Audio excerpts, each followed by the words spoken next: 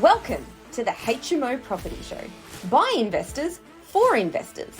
Catch us weekly as we discuss all things cash flow positive property investing. Whether you're a seasoned investor, a new landlord, or just curious about property investing, this is the podcast for you. Sponsored by the Co-Living Collective, your trusted partner in creating vibrant and sustainable shared living experiences.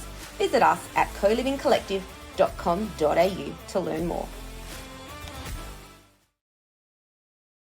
Welcome back to the HMO Property Show. I'm your host, Neil Gibb.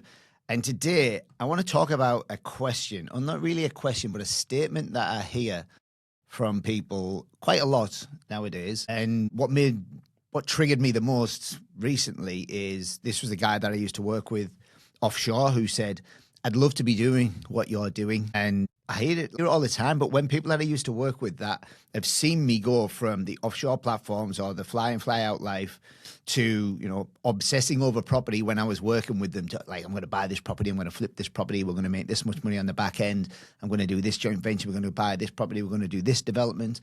At the time, they all thought it was crazy or they all thought it was mad. And now they're all reaching out to me and saying, well, I'd love to be doing what you're doing. And let's be honest, right now, I've got a good life. We're in a position where I've got a big team. We're having some really big impact on not just our lives, but our clients' lives and the people that rent the properties from us as well. And also our team as well. We built an incredible team, which I'm very, very proud of. People might see the holidays that we go on and the flexibility and say that they'd love that, right? But that's what people see as success from the outside, right? Because that's all we ever put on Instagram, don't we? I put the Hong Kong holiday. I just took Joe to Hong Kong for her 40th birthday. We stayed in the island Shangri-La. And on the 45th floor, the full floor was dedicated to a children's floor.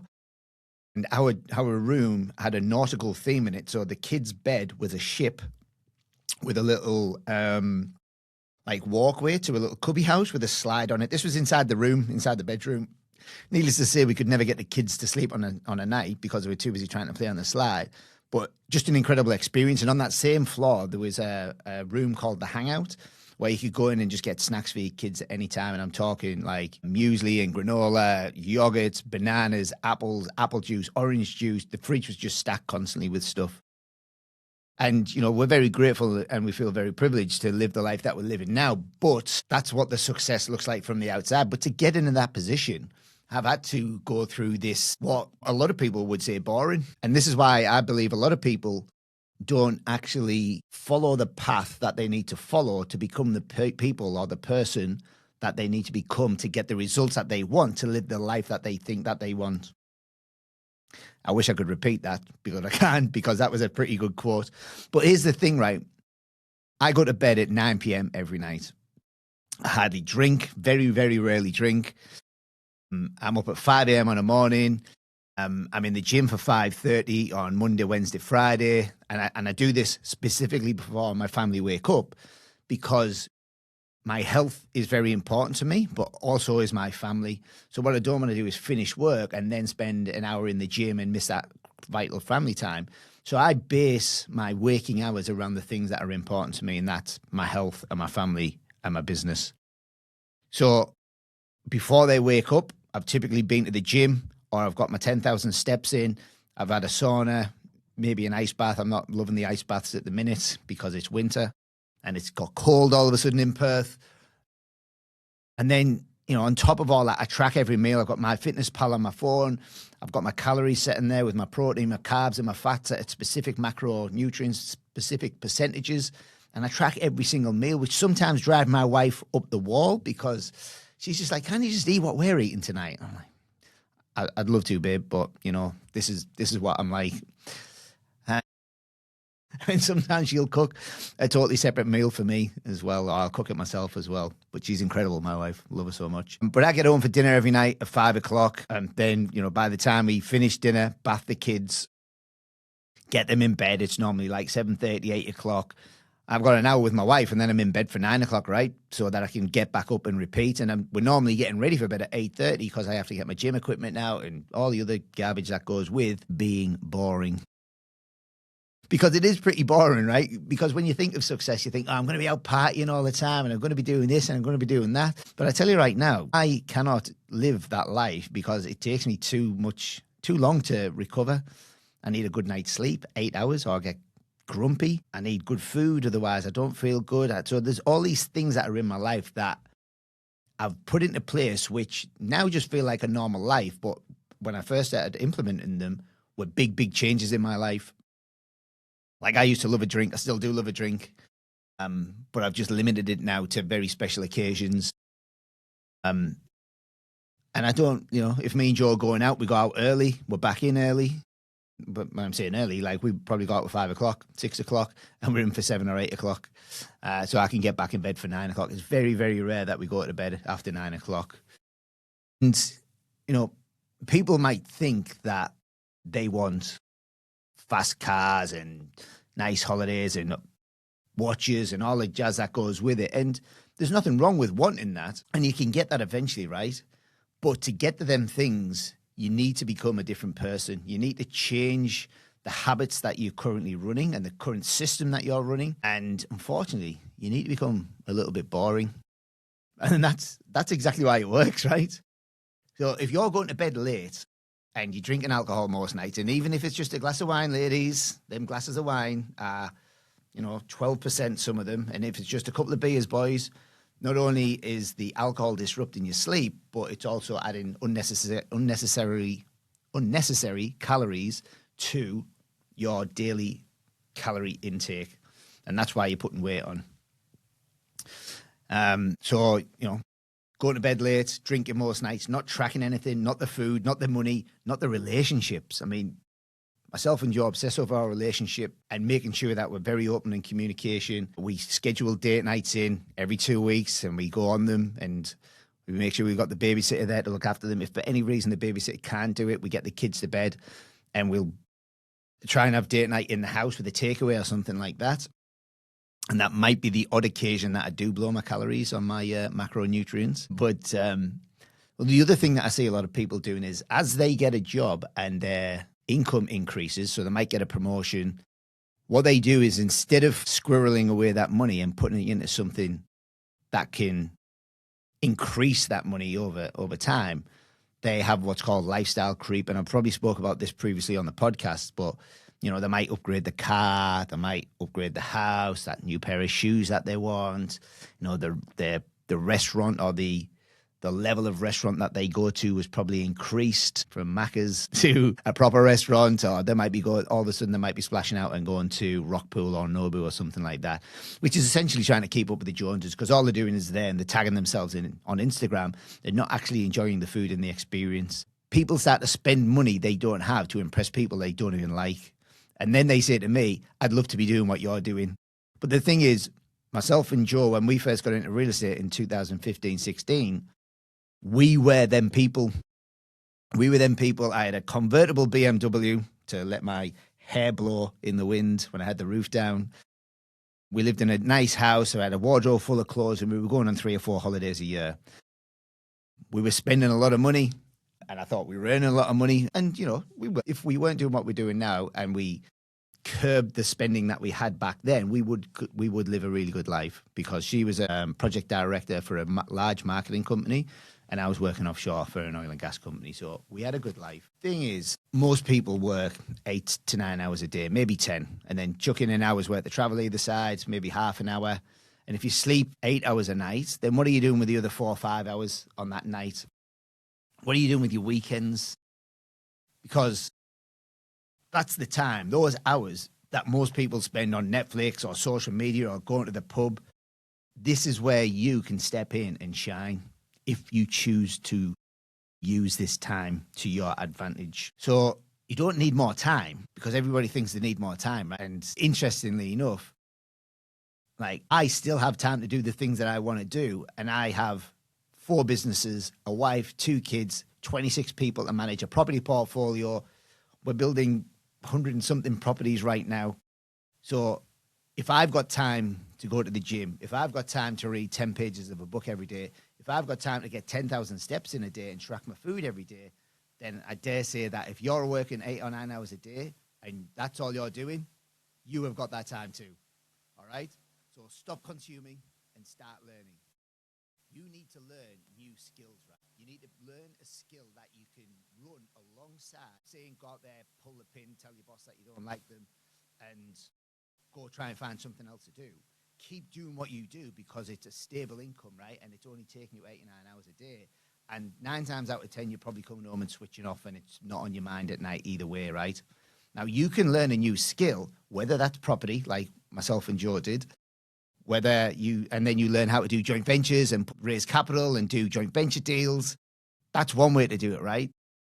But there's so many different ways right now that you can start a side hustle, especially with the way AI is going. I seen someone the other day saying that people are using AI and they're just picking a random company in the middle of nowhere. Let's say, I'm going to pick Joondalup, north in Perth. You could pick a company there, find a company that doesn't have a website, and people are building websites now on AI, and it's taking them 30 minutes to build them, and they are then reaching out to this company and saying, I've just built you this website because I realized you didn't have one. It's only going to cost you $1,500. Bang. $1,500 for 30 minutes work. Even if you create 4 in a day and only one person buys, that's still $1,500 in one day that you didn't have. If 2 people buy, you're making $3,000 a day. That's big money. This is the shift that you need to be thinking of right now, because if you're thinking there's no ways to make money, the internet changed a lot of things for people, right? There was many people made lots and lots of money and created incredible wealth from the internet revolution. The AI revolution is here now, and you can use that to build wealth. And then I would recommend moving that wealth into cash flow generating assets.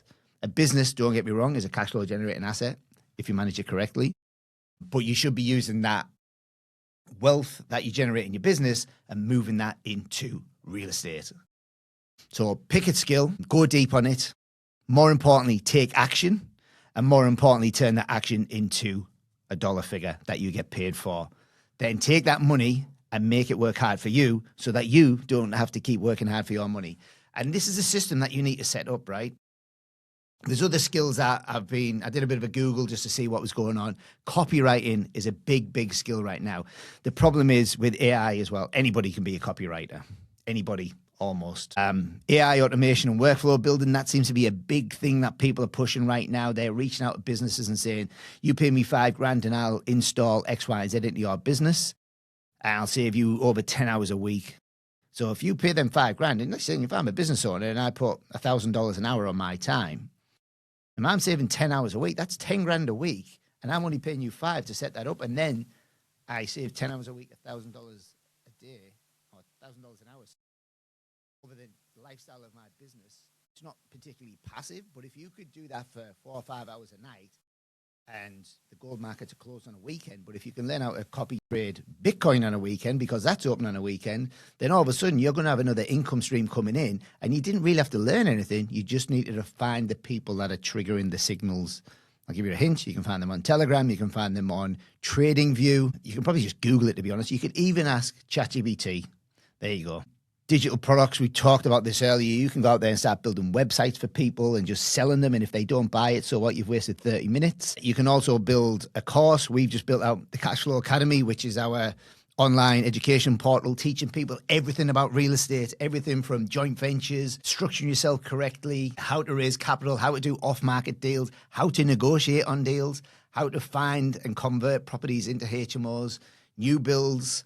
We're also doing a subdivision section, and we're doing a standard renovation section that we're going to add into the Cashflow Academy soon as well. So that's another stream of income that we've generated for the business. And we generated the Cashflow Academy for people that wanted to do this themselves and didn't want to pay HMO Property Co for our concierge service. And that's fine. We're not for everybody, but they wanted to work with us, but I just didn't have the time to sit there and teach them all the things that they wanted to be taught. So if they didn't want to pay for our concierge service, we've now got the Cashflow Academy, which we can give them for a much cheaper fee, and then they can learn all the things that they need to learn and ask questions into the group, and we'll be in there answering questions for them on a daily basis. So that's another way that you can create more income by creating a digital product. And I've seen some incredible well, not incredible. I've seen some digital products out there where I'm thinking, surely that doesn't sell. But there's people making some serious money off some really funky niches out there. One of them was like how to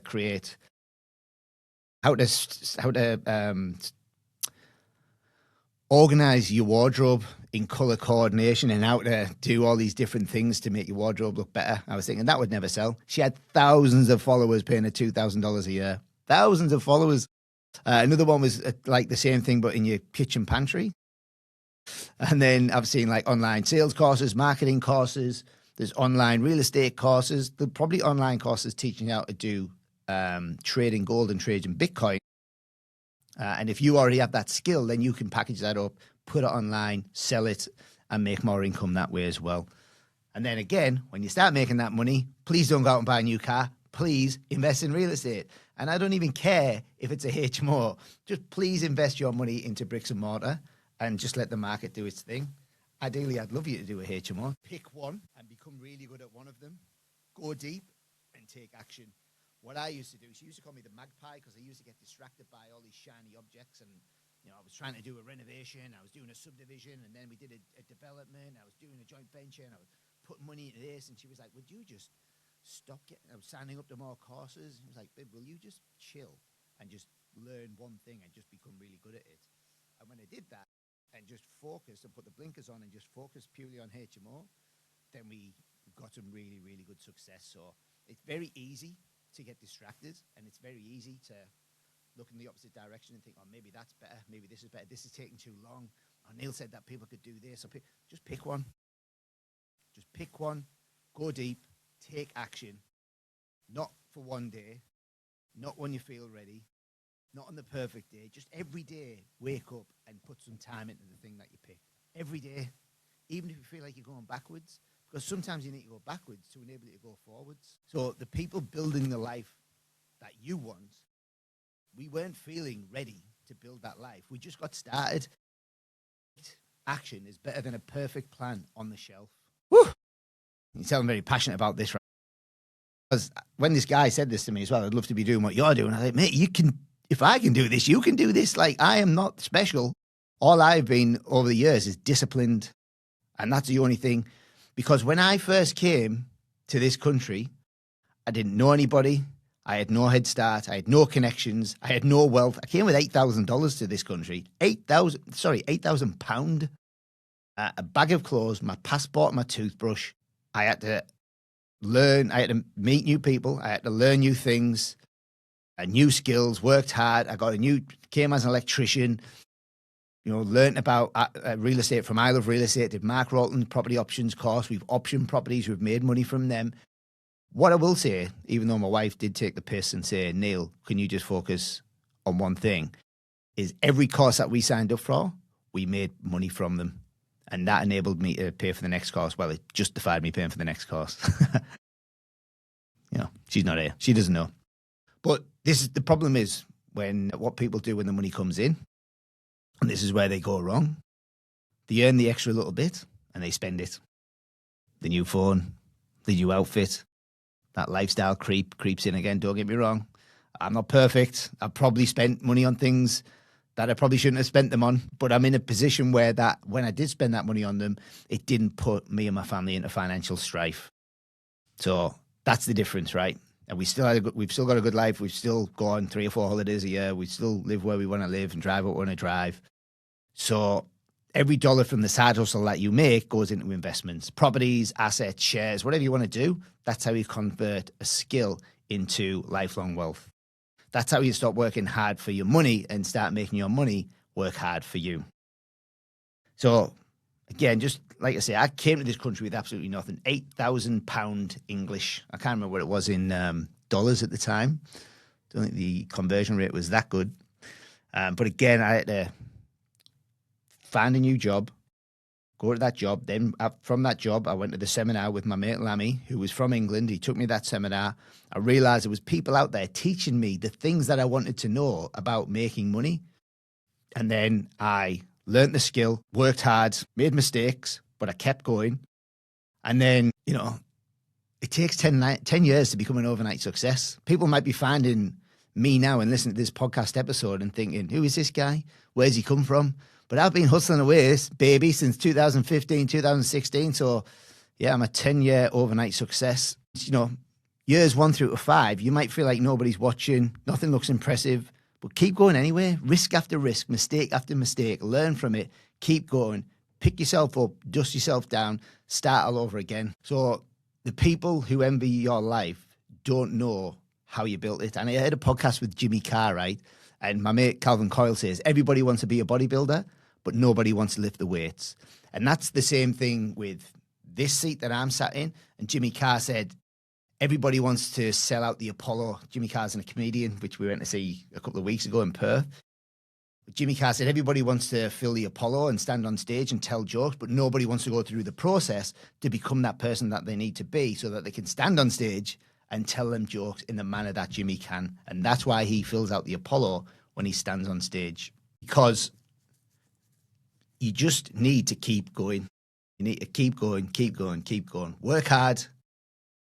You're going to get knocked down. You just got to pick yourself back up. You got to go again. Even at this level now where I'm at with the team and the business and everything else, like there is challenges on a daily basis, big challenges. And the more successful you get, the bigger the challenges become and generally got a bigger dollar figure attached to them as well.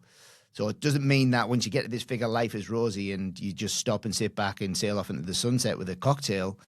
If you've got drive and you want to keep going, your problems are going to increase along time that as well. And do you know what happens when you solve them problems? You get another problem. You get another problem to solve because that is the nature of the beast. Unless you just want to sit back and do nothing, then there's going to be problems to solve. But we are, human beings, very, very good at solving problems. So here's where it all leads to, right? And this is the whole point. Every boring habit, every early night, every tracked meal, every dollar saved, it's all building towards one thing. This is the point where your money is working harder for you than you work for your money. Whether it's HMOs or any sort of cash flow positive property or commercial or shares that pay down dividends, whatever vehicle it is, it only works if you've done the work first to put the capital in there to fund it. And you've got to work hard enough so that you don't have to keep working hard in the future. So learn the skills, earn more, save hard, invest consistently. Don't spend all the money, piss it up the wall, as my mum would say. Stop pissing your money up the wall. One day you're going to stop working hard for your money and the money's going to be working hard for you. That's the life.